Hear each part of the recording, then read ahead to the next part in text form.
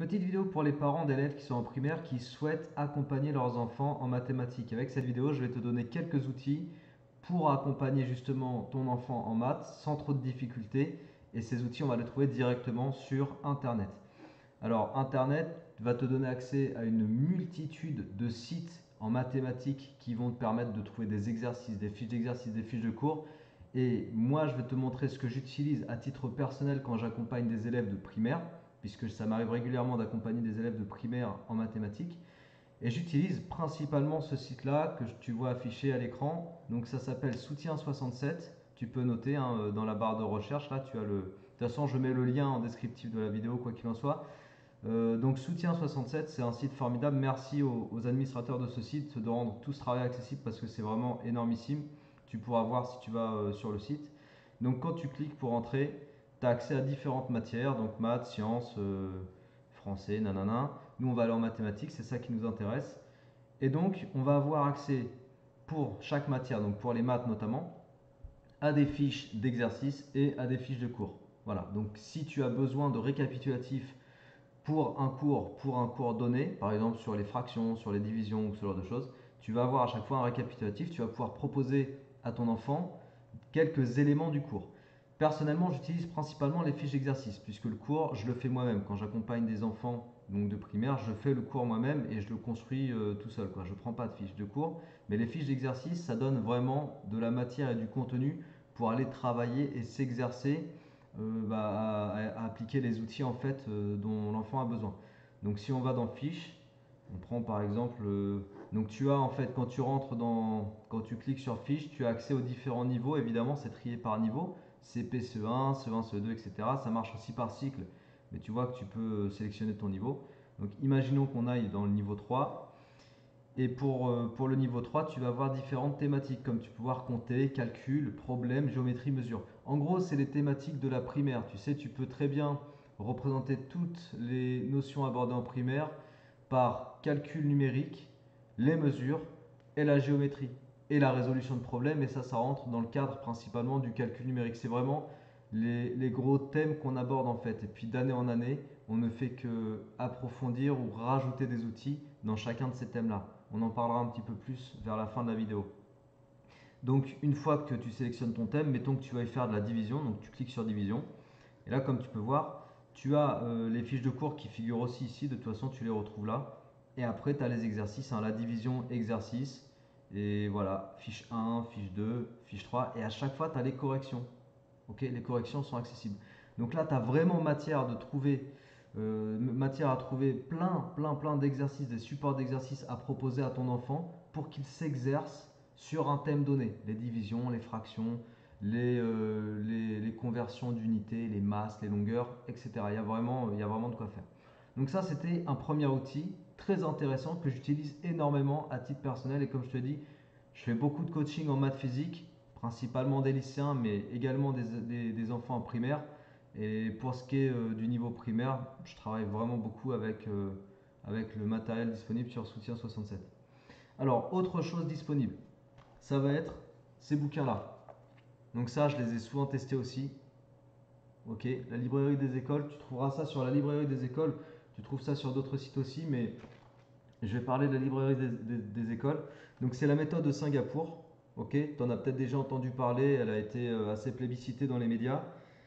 L'avantage de la méthode de Singapour et de ces petits bouquins, c'est que tu as des bouquins qui sont construits. Donc tu as un fil conducteur à l'intérieur du bouquin en fait. C'est des exercices directement dedans, hein. Tu as les exercices qui s'enchaînent sur les thématiques nécessaires aux années primaires, toutes les thématiques que tu retrouves. Et en fait, c'est des petits livres assez ludiques qui permettent à l'enfant de bosser en autonomie assez rapidement. À partir du moment où il sait lire les consignes par lui-même, il peut bosser en autonomie. Et comme je te dis, c'est ludique parce que tu as des dessins. Bon, là, il est en noir et blanc, mais tu peux aussi le prendre en couleur. Tu as des dessins, tu as plein de choses qui rendent vraiment agréable le travail sur ce support-là. C'est pas très cher, c'est pas très onéreux. Et comme je te disais, donc moi, ces bouquins-là, je passe directement par la librairie des écoles. Donc pareil, je te mets le lien en descriptif de la vidéo. Je touche absolument rien de la part de la librairie des écoles pour te présenter leur site, mais c'est juste que je trouve que c'est un site très bien fait et qui permet de retrouver tous les manuels, notamment donc liés à la méthode de Singapour en mathématiques. Bon, après, tu as français, tu as toutes les matières. Mais là, moi, pour cette vidéo, je parle essentiellement des mathématiques. Donc là, tu vois, j'ai pris mathématiques CP. Ça m'affiche les bouquins disponibles. Donc là, je déroule pas tout, mais tu retrouveras notamment ceux dont je te parle, hein, celui-là que je t'ai montré. Ça doit être C20. Voilà, C20. Mathématiques C20, est-ce qu'il y est? Ça doit être en page 2. Voilà, donc un bouquin comme ça, celui que je t'ai montré, il faut compter, je crois que c'est une dizaine d'euros, il me semble. Bon, après, faudra le trouver sur le site. Voilà, il est là. Il y a deux livrets. Là, ouais, cahier d'exercice A. Donc, tu vois, il y a cahier d'exercice A, cahier d'exercice B. C'est 7 euros, 8 euros, quoi, le cahier d'exercice. Donc, c'est très ludique, encore une fois. Et tu retrouves dedans l'ensemble des compétences à maîtriser pour le CE1. Par exemple, si tu as un enfant en CE1, tu prends les deux cahiers d'exercice, cahier A, cahier B. Et puis, avec ça, tu es quasiment sûr que ton enfant il va maîtriser l'ensemble des compétences du niveau CE1. Ça répond aux réformes actuelles. Sachant que voilà, la méthode de Singapour, si elle a été plébiscitée, c'est parce qu'elle elle obtient de très bons résultats là où elle est mise en pratique. Voilà, ça c'était pour la présentation des outils. Déjà avec ça, il y a beaucoup de contenu et tu as vraiment de quoi faire. Maintenant qu'on a vu les outils, je vais juste te dire un mot sur justement les contenus. Donc je bascule ici.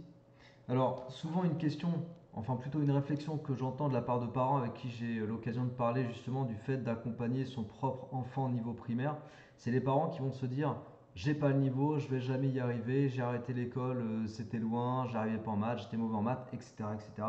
C'est des choses que j'entends vraiment très souvent. Et là, je tiens à te rassurer, vraiment, le niveau primaire, il ne faut pas que tu partes du principe que c'est des grosses notions compliquées. D'accord? C'est des outils. C'est vraiment des outils.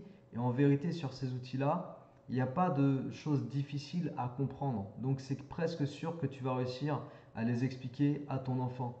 Et je l'ai vu hein, par expérience avec plein de parents qui se remettent dans les maths pour expliquer ça à leurs enfants parce qu'ils ne sont pas satisfaits de ce qui se passe à l'école, de ce que le maître ou la maîtresse, la façon dont elle enseigne. Et du coup, il y a des parents qui s'y mettent par eux-mêmes pour expliquer à leur enfant et qui y arrivent. Parce que, voilà, ce que je te disais tout à l'heure, un peu plus tôt dans la vidéo, c'est que tu peux considérer que les thématiques de primaire en maths, ça va être grosso modo le calcul littéral, le calcul numérique, pardon, calcul littéral, là je suis parti ailleurs, calcul numérique, donc toute la partie calcul, les tables de multiplication, ça rentre là-dedans, les divisions, ça rentre là-dedans, manipulation des fractions, ça rentre là-dedans, donc le calcul numérique, savoir choisir ses bonnes opérations pour résoudre un problème, etc. Donc tu as le calcul numérique, tu as également une partie où tu vas mesurer, donc c'est toute la partie mesure, conversion, unité. Et je rentre également les durées là-dedans. Ok. Donc là, c'est une partie assez importante aussi, mais qui est accessible vraiment. C'est pas très compliqué quoi. On sait tous faire des conversions, il suffit de remettre le nez dedans, 10 minutes et c'est fait quoi. Et puis tu vas voir la partie géométrie où là on va vraiment. Alors la géométrie en primaire, il faut que tu saches que c'est vraiment le vocabulaire qui est donné à l'enfant. Savoir distinguer une droite d'un segment, savoir distinguer les figures classiques, les triangles, les quadrilatères, la famille des quadrilatères, donc les carrés, les rectangles, etc. Quelques formules de calcul des périmètres, des aires, quelques solides également, et puis beaucoup de vocabulaire, vraiment beaucoup de vocabulaire. C'est beaucoup plus ça la géométrie. On ne fait pas de gros problèmes autour de la géométrie, c'est plus des mesures, en quelque sorte, plus des tracés. Voilà. Et puis après, tu vas retrouver des problèmes, mais ça va plutôt se mixer en fait avec la partie calcul numérique, puisque dans les problèmes, ça va être une façon de proposer à l'enfant de remettre en lien tous les calculs qu'il a appris à faire pour résoudre des problèmes donnés. Donc choisir la bonne opération et tout ce qui s'ensuit. Voilà. Donc en fait, je t'ai montré ça pour que tu comprennes qu'il n'y a pas des milliards de choses en primaire. Quand ça paraît lointain, on a l'impression que c'est super difficile, mais il suffit juste de remettre les choses dans le contexte, regrouper les notions, et puis on voit tout de suite que ça part pas dans tous les sens. Donc normalement, tu peux t'en sortir sans difficulté. C'est vraiment important de le savoir parce qu'il y a beaucoup de parents qui se posent la question d'aider leur enfant et qui ne franchissent pas le cap juste parce qu'ils pensent eux-mêmes qu'ils ne vont pas y arriver. Donc moi, je te propose d'essayer et tu vas voir très vite que tu vas y arriver parce que c'est pas ce qu'il y a de plus compliqué. D'accord? En primaire, on est vraiment sur les premières notions, on est sur le vocabulaire, on est sur la technique de calcul. Donc on n'est pas sur de l'approfondissement et de la mise en lien de tout un tas de choses comme on peut retrouver au lycée. Là, c'est autre chose. Là, c'est autre chose. Voilà, ça c'était pour l'aspect est-ce qu'on peut y arriver quand on a abandonné les maths depuis longtemps? La réponse est oui. J'ajouterai à cela que la technique la plus utilisée de ce que je constate, de ce que je côtoie, la technique que je vois comme être la plus utilisée en primaire pour enseigner les maths par les enseignants, les maîtres et les maîtresses, c'est le par cœur. Il y a beaucoup de par cœur. Apprendre par cœur cette table de multiplication, apprendre par cœur les règles des fractions, apprendre par cœur la façon de diviser. Il y a beaucoup de par cœur avec des fois des techniques explicatives qui sont mauvaises. Il y en a des bonnes, il y en a aussi des très mauvaises. Donc ça veut dire que au pire, tu feras pas pire. Voilà. C'est-à-dire que si tu restes sur du par cœur, tu resteras dans quelque chose qui de toute façon ne sera pas pire que ce qui est pratiqué à l'école, en classe avec ton enfant. Et je fais cette vidéo aussi, j'en profite pour le dire ici. Dans le contexte actuel, on est le 12 novembre 2020, tu vois, ça fait un peu plus d'une semaine que les enfants vont à l'école masqués, les enfants à partir de 6 ans. Et dans ce contexte-là, je sais aussi qu'il y a beaucoup de parents qui se posent la question de retirer leur enfant de l'école et de pouvoir leur apporter un environnement plus sain pour qu'ils apprennent et qu'ils s'épanouissent. Parce qu'avec un masque toute la journée sur la bouche, je comprends qu'en tant que parent, on puisse se dire que c'est pas ce qu'on veut pour son enfant. Et du coup, dans ce contexte-là, c'est aussi pour ça que je fais cette vidéo. Sache que si un des blocages pour toi, c'est de te dire que tu ne seras pas à la hauteur pour apporter à ton enfant les compétences en maths, parce que souvent c'est un peu la matière qui bloque, tu sais, par rapport aux autres matières, c'est vraiment les maths qui font peur et qui font qu'on se dit non, je ne vais pas y arriver, mon enfant il faut qu'il aille à l'école pour apprendre les maths.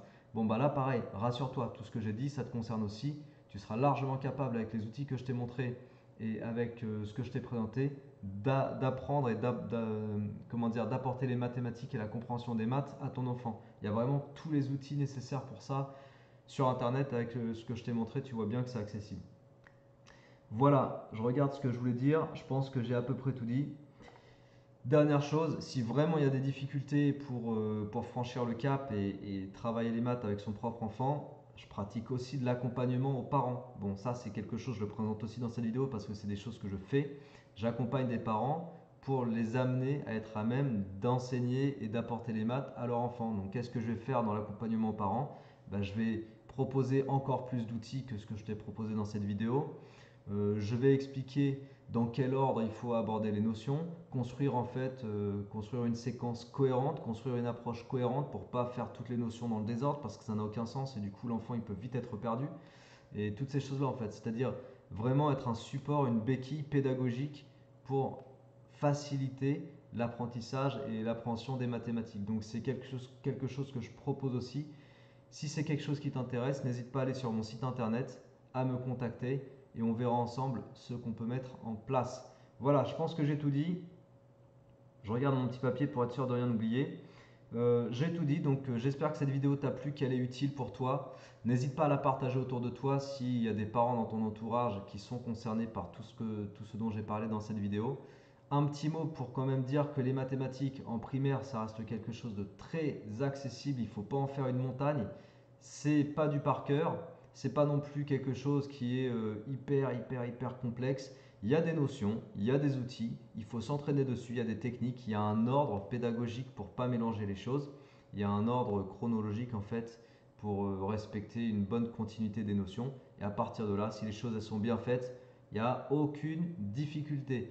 Voilà, c'est tout pour cette vidéo. À très bientôt. Bonne continuation à toi. Ciao!